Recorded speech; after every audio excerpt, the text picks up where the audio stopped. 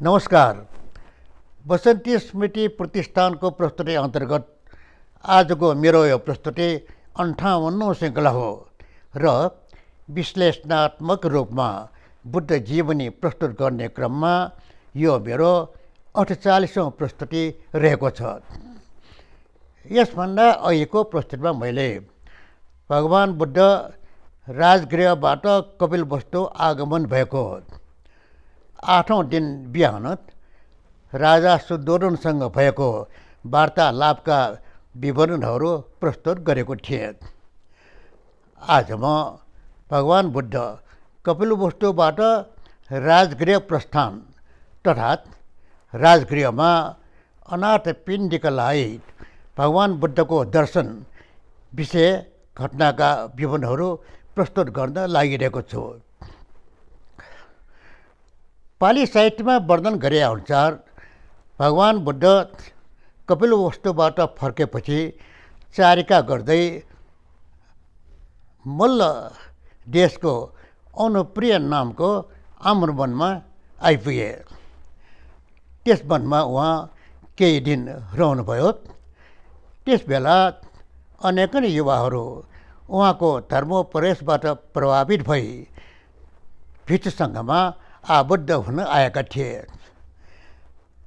त्यसबेला कपिलवस्तुका 6 जना राजघरानाका राजकुमारहरू पनि भगवान बुद्धको शरणमा आएका थिए। उनीहरू थिए बद्रियत, अनिरुद्ध, भग्ग, किम्बिल, आनन्द र देवदत्त। ती 6 जनाहरूमध्ये आनन्द राजा शुद्धोधनको सबैभन्दा कान्छो भाइ अमृतोधनका छोरा थिए भने देवदत्त बुद्धमाता माया देवीका भडा थिए। उनीहरूको साथमा उनीहरूको केस काट्ने गरिएका हजाम, उपालि नाम गरेका हजाम पनि रहेका थिए। बाटोमा जाँदै गर्दा तिनीहरूले भगवान बुद्धको शरणमा जानलाई आफूले लगाइआएको यो राजकीय आभूषणहरू के काम भन्ने उनको मनमा लाग्यो। त्यसो भएको हुनाले उनीहरूले आफूले लगाइआएको राजकीय आभूषणहरू फुकालेर त्यसलाई पोको पारेर उपालिलाई दिएर भने, उपालि यी गहनाहरू सबै अब तिम्रो भयो, तिमी अब हाम्रो साथमा आउनु परेन, तिमी घर जाऊ। यसै पनि उनीहरूलाई उपालिलाई फर्काइदिए र उपालि पनि ती गहनाहरू लिएर फर्केर आउँदै गर्दा बाटोमा उनलाई के लाग्यो भने राजकुमारहरू त आफ्नो आभूषण फुकालेर भगवान बुद्धको शरणमा गए भने मलाई यो आभूषणको के काम। फेरि साकीहरू निकै नै घमण्डी छन्। मैले यो आभूषण लिएर गएको उनीहरूले देखे भने उनीहरूले राजकुमारहरूलाई मारेर लुटेर ल्याएको भने मलाई पनि मार्ने बेर छैन। त्यसो भएको हुनाले म फर्केर जान्न, म पनि उनीहरूकै पछि लाग्नेछु भनेर उनलाई त्यो आभूषणको पोकोलाई एउटा घरमा, एउटा रुखमा झुन्ड्याएर त्यसमा जसलाई चाहिन्छ लिएर जानु भनेर एउटा सूचना टाँसेर उनी पनि राजकुमारहरूको पछि लाग्न थाले। भगवान बुद्धको समीक्ष पुगेपछि उनीहरूले प्रवज्ञा मागे। त्यसबेला एउटा प्रश्न उठ्यो कि सबैभन्दा पहिले प्रवज्ञा हुने को हो?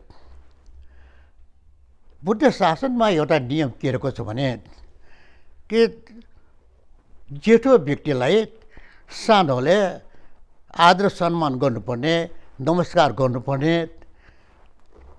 तर यो जेठो र सानो भन्ने कुरा उमेरको हिसाबलाई नभई जो पहिले प्रविजित भएको हो त्यसलाई जेठो मान्ने र पछि प्रविजित भएकोलाई दर्जामा सानो मान्ने गरिन्थ्यो।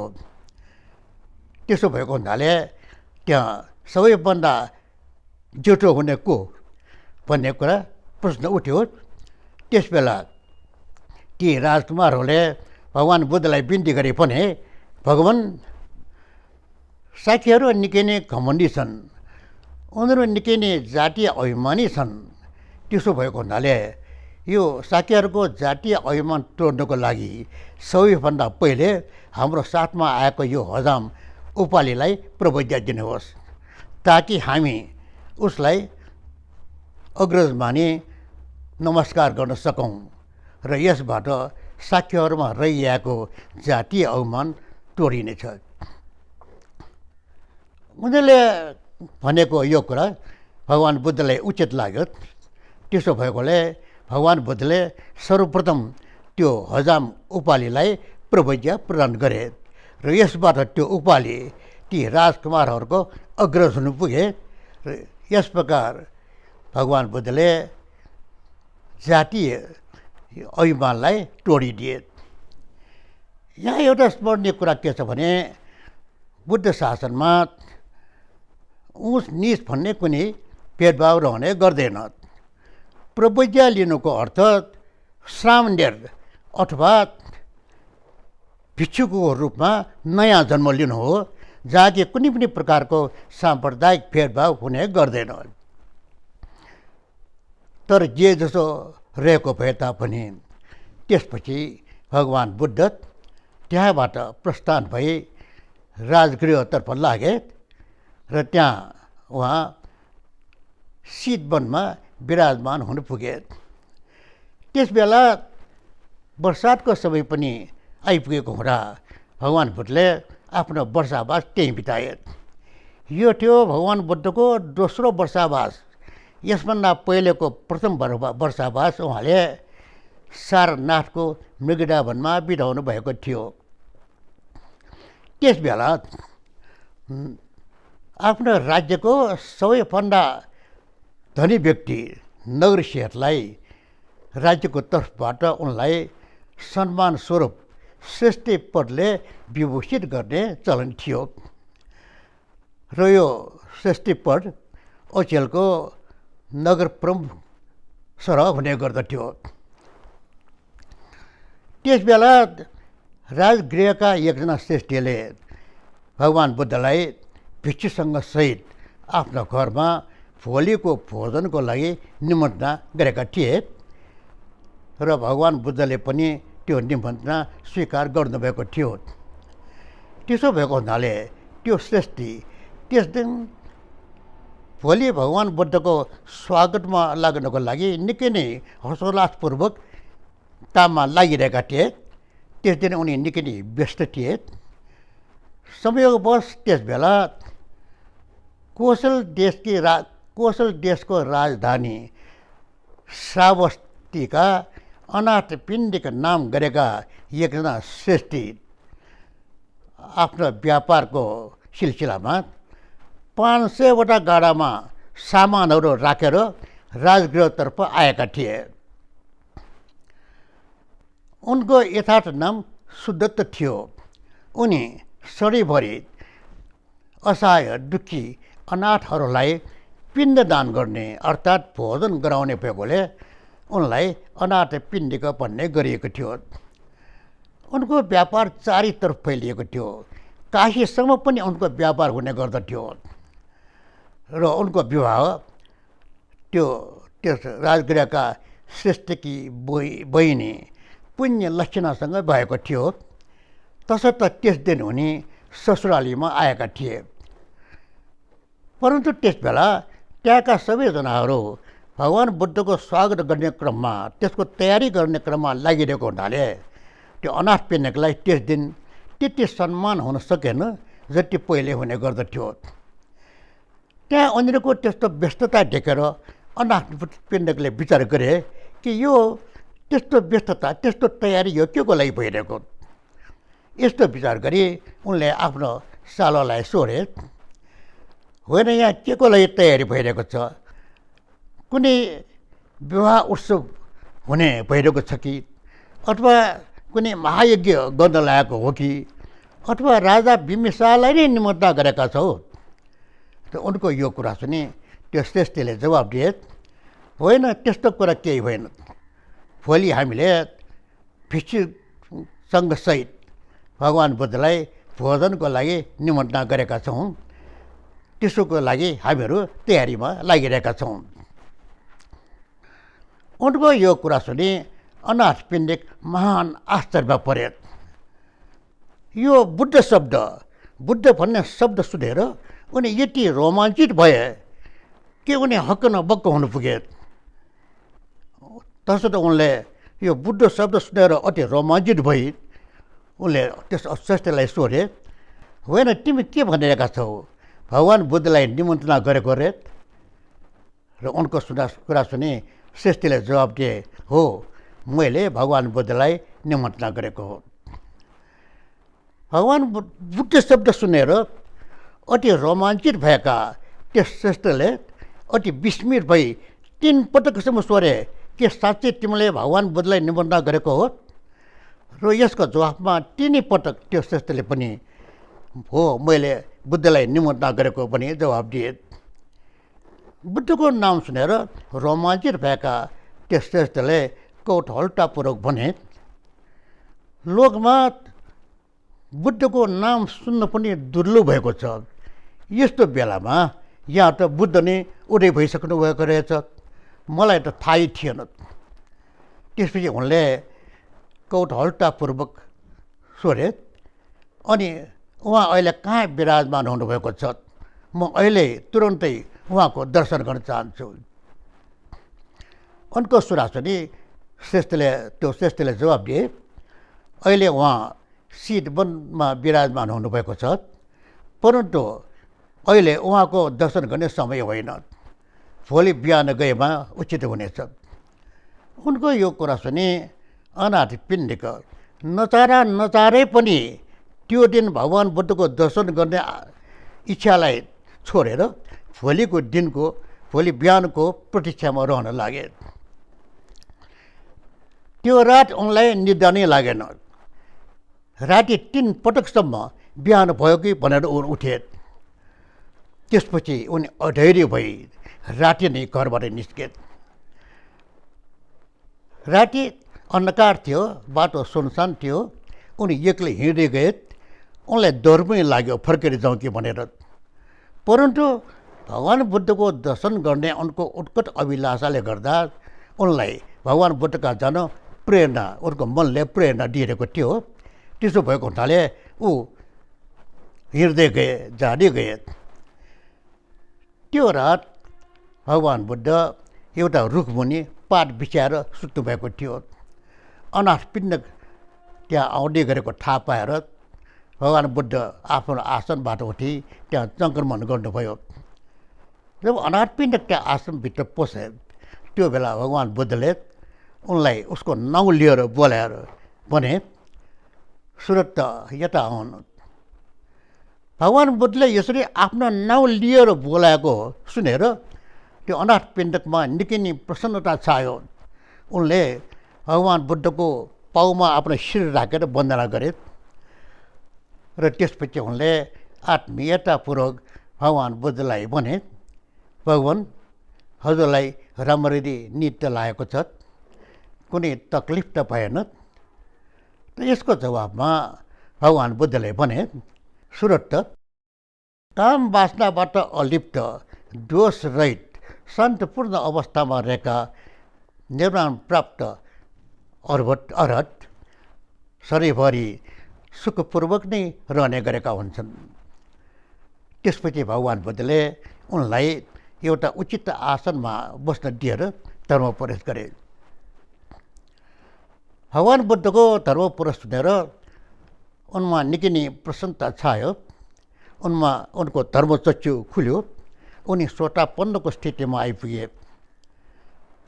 त्यसपछि उनले अति प्रसन्न भई भगवान् बुद्धलाई भिक्षुसँगसहित भोलिको लागि भोजनको निमन्त्रणा दिएर प्रसन्नतापूर्वक त्यहाँबाट फर्के। त्यो दिन उनले आफ्नै खर्चले भगवान् बुद्धको भोजनको लागि तयारीमा लागे। अनाथ पिण्डको ख्याति यति फैलिएको थियो कि त्यस बेला त्यहाँका राजा बिम्बिसार समेत उनीदेखि प्रभावित थिए। अनाथ पिण्डकले भगवान् बुद्धलाई निमन्त्रणा गरेको भन्ने कुरा थाहा पाएर त्यसको लागि मद्दत गर्न राजा बिम्बिसारले समेत आग्रह गरेका थिए। परन्तु अनाथ पिण्डकले यस कामको लागि कसैको पनि सहयोग लिने इच्छा गरेन। उनले सारा काम आफै सम्हाल्न गरे र भगवान बुद्धलाई भोजन पनि आफ्नै हातले पस्किदिए। भोजनोपरान्त अनाथ पिण्डिकले भगवान बुद्धलाई भिक्षुसँग सहित श्रावस्तीमा वर्षावासका लागि आगमन हुन निमन्त्रणा गरे। भगवान बुद्धले तथागत एकान्त स्थानमा अभिरमण गर्दछ भनी उनको निमन्त्रणालाई स्वीकार गरिदिए। भगवान बुद्धले आफ्नो निमन्त्रणा स्वीकार गरेकोमा अति प्रसन्न भई उनले भने, बुझे भगवान, थाहा पाएँ सुगत।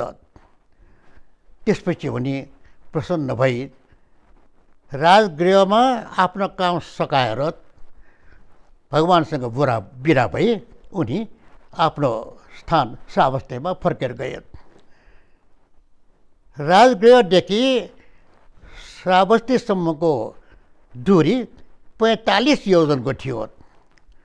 त्यसो भएको हुनाले भगवान बुद्ध श्रावस्तीमा आउनुहुँदा बाटोमा कुनै पनि प्रकारको असुविधा नहोस् भन्ना खातिर उनले प्रत्येक योजनको अन्तरमा विश्रामस्थल, बगैँचा, कुवा, पँडेरो आदि बनाउने आदेश दिँदै गए र श्रावस्तीमा पुगेपछि उनले भिक्षुसँग सहित भगवान बुद्धको निवासको लागि एउटा उचित जग्गा खोज्न लागे। यस क्रममा उनलाई जेठ राजकुमारको उद्यान उचित लाग्यो। त्यसैले उनले त्यो जग्गा किन्नको लागि जेठ राजकुमारसँग मागे। परन्तु जेठ राजकुमारले त्यो जग्गा बिक्री गर्न चाहेन। त्यसैले उनले इन्कार गरे। तर अनाथ पिण्डिकले त्यो उद्यान खरिद गर्न जिद्दी नै गरे। त्यसपछि त्यो जेठ राजकुमारले भने कि कोटे संथार दिए पनि म त्यो जग्गा बेच्ने छैन। यहाँ कोटे संस्थारको अर्थ के हो भने कि करोडौँ अश्रुपीले बिछाउनु। बोलचालको भाषामा त्यस बेला यो कोटे संथारको अर्थ हो कि कुनै पनि भूभागको सम्पूर्ण क्षेत्रमा अश्रुपी बिछाइ एक कुनादेखि अर्को छेउसम्म अश्रुपी बिछाउने भन्ने थियो। जेठ राजकुमारको यो कुरा सुनेर अनाथ पिण्डिकले भने, उसो भए मैले यो जग्गा किने। त जेठ राजकुमारले फेरि भने, होइन तिमी कसरी किन्छौ, मैले त बेच्नु भनेकै छैन त। अनाथ पिण्डिकले भने, तपाईँले यसको मोल टोकेको हुनाले त्यति मोल तिरेर म जग्गा किन्नेछु। अनाथ पिण्डको जीवनमा भनिए अनुसार त्यो जग्गा किन्ने सम्बन्धमा यो मुद्दा अदालतमा समेत पुगेको थियो। त्यस बेला न्यायाधीशहरूले पनि जग्गाको मोल टोकेको हुनाले यदि त्यति मोल तिरेको खण्डमा जग्गा बेच्नु पर्ने भन्ने अनाथ पिण्डको पक्षमा फैसला गरिदिएका थिए। तसर्थ अनाथ पिण्डिकले त्यो जग्गाको सम्पूर्ण भागमा एक छेउदेखि अर्को छेउसम्म अश्रुपी बिछाएर किनेका थिए। यस क्रममा उनलाई 18 करोड खर्च भएको थियो। यस क्रममा त्यो जग्गा किन्नको लागि उनले गाडा अश्रुपीहरू ल्याएका थिए र यसरी त्यो अश्रुपी त्यहाँ बिछाउँदै जाँदा पछि गएर त्यो जग्गाको एउटा सानो टुक्रा बाँकी राख्न गयो। त्यो अश्रुपीले ताक्न बाँकी राख्न गएको थियो। त्यस भएको हुनाले अनाथ पिण्डिकले त्यो सानो भूभाग पनि त्यहाँ पनि अश्रुपी बिछाउनको लागि अर्को अश्रुपी ल्याउनु भन्ने आदेश दिई पठाए। त्यस बेला जेठ कुमारले अनाथ पिण्डिकले यो जग्गा त्यसै किनेको होइन, कुनै खास कामका लागि किनेको हुनुपर्छ भन्ने विचार गरी उनले त्यो अश्रुपी बिछाउनु बाँकी रहेको एउटा सानो भूभाग अनाथ पिण्डकलाई नै दान गरिदिए। अनाथ पिण्डले यस प्रकार त्यो जेठ राजकुमारले त्यो सानो भूभाग दान दिएको कारण त्यो बिहारको नाउँ नै जेठवन बिहार भनेर राखिदिए। यसबाट स्पष्ट हुन्छ कि त्यो अनाथ पिण्डक कति सरल उदार हृदय एवं मानवीय गुणले युक्त भएका पुरुष थिए। तर जे जसो भए तापनि उनले त्यो जग्गा प्राप्त भएपछि त्यसमा भिक्षुसँग सहित भगवान बुद्ध विराजमान हुनको लागि आवश्यक विश्रामस्थल, आँगनयुक्त घरहरू, धर्मसभा, सङ्क्रमण स्थल, सभागृह, कुवा, पँडेरो, बगैँचा, रातिस्थान, दिवास्थान आदि जे जति चाहिने वो सम्पूर्ण निर्माण गरिदिए र यस क्रममा पनि उनलाई 18 करोड नै स्वर्ण मुद्रा खर्च भएको थियो। त्यो निर्माण कार्य सम्पूर्ण पुरा भइसकेपछि उनले भगवान बुद्धलाई त्यहाँ विराजमान हुनको लागि निमन्त्रणा गरी पठाए। भगवान बुद्धत्व प्राप्त भएको 14औं वर्षमा त्यहाँ आइपुगेका थिए र भगवान बुद्ध भिक्षुगणसहित त्यहाँ आइपुगेपछि अनाथ पिण्डिकले उहाँको भव्य रूपमा स्वागत गरे र त्यसपछि उनले त्यो बिहार जेतवन बिहार भगवान बुद्धमा अर्पण गरे। त्यसपछि त्यो अनाथ पिण्डिकले भगवान बुद्ध त्यहाँ आगमन भएको उपलक्ष्यमा मङ्गल उत्सव गर्न लागे। उनले महिनौँ दिनसम्म उत्सव गर्दै गए र यस क्रममा पनि उनलाई 18 करोड नै खर्च भएको थियो। यस प्रकार अनाथ पिण्डकले त्यो बिहार बनाउनुमा जग्गा किन्नलाई 18 करोड, त्यहाँ उचित भवन निर्माण गर्नको लागि 18 करोड र भगवान बुद्धको आगमन भएको बेला मङ्गल उत्सव गर्नलाई 18 करोड गरी जम्मा 54 करोड असर्फी खर्च गरेका थिए। बौद्ध जगतमा यो जेतवन बिहार निकै महत्त्वपूर्ण तीर्थस्थलको रूपमा रहेका छन्, किनभने भगवान बुद्धले अधिकांश समय त्यहीँ बिताउनु भएको थियो। बुद्धत्व प्राप्त भएपछि भगवान बुद्धले जम्मा 45 वर्षावास बिताउनु भएको थियो। त्यसमध्ये 14औं वर्षावास र 21औँदेखि 44औँसम्म गरी जम्मा 25 वर्षावास त्यहीँ बिताउनु भएको थियो, त्यही श्रावस्तीमै बिताउनु भएको थियो। त्यसमध्ये 19 वर्षावास त्यो जेतवन बिहारमा बिताउनु भएको थियो भने 6वटा वर्षावास त्यो बिहारको पूर्वतिर उपासिका विशाखाले 27 करोड खर्च गरी बनाएको 1000वटा कोठा भएको द्वितल्ले पूर्वाराम बिहारमा बिताउनु भएको थियो। त्यो बिहारको पछाडितिर राजा प्रसेनजितले बनाएको अर्को पनि बिहार रहेको छ, त्यो हो राजका राम बिहार। भगवान बुद्धले आफ्नो अधिकांश धर्मदेशना त्यही क्षेत्रबाट, त्यही बिहारबाट गरेको हुनाले त्यो बिहार क्षेत्र, त्यो जेतवन बिहार बौद्ध जगतमा निकै नै महत्त्वपूर्ण स्थलको रूपमा रहेका छन् र अहिले त्यो बिहार भारतको राप्ती नदीको किनारमा रहेको सहेत महेत भन्ने क्षेत्रमा भग्नावशेषको रूपमा रहेका छन्। हवस् त आजलाई यति मात्रै। यसपछिका विवरणहरू म अर्को प्रस्तुतिमा वर्णन गर्नेछु। अहिलेलाई बिराजिनुहोस्। भवन्तु सर्वमङ्गलम्।